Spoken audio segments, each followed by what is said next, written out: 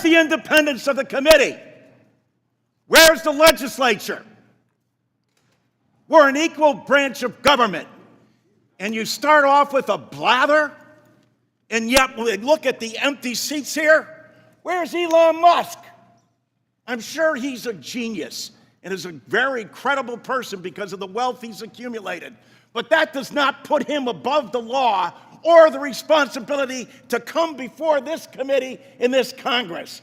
If he's so great, if these plans and all the fraud and abuse that he found are so eminent, why isn't he here explaining it? You know why. Because he's out to privatize Social Security. He's been on television the last couple of days talking exactly about Social Security, Medicare, and Medicaid, and what he intends to do.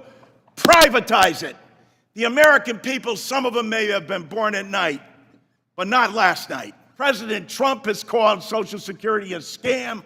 Elon Musk, as Mr. Neal said, called it a Ponzi scheme.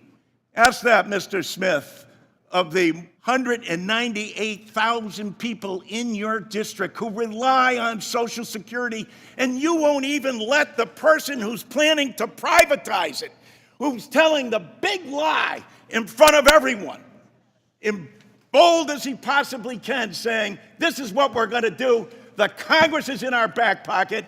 We don't even have to come before them and testify because we control the House, we control the Senate, and we control the presidency. And it's the tyranny of the executive. It's why these resolutions were first adopted back in 1789, because the founding fathers knew that the executive branch does not have total authority over the legislature unless you have a willing party that says, no, we're going to do exactly what you tell us to do, Mr. Musk and Mr. President. It doesn't matter to our constituents. It doesn't matter how much money they are not going to receive. We're not even going to tell them the truth about what's going to happen to them. As Mr. Neal said, Dan, after you cut and eliminate the people, say the agency isn't responding accordingly. In the nation's #1 anti-poverty program for the elderly and children. Shame! Shame!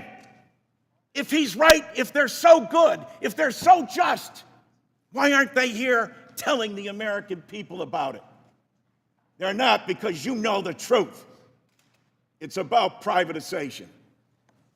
I yield back.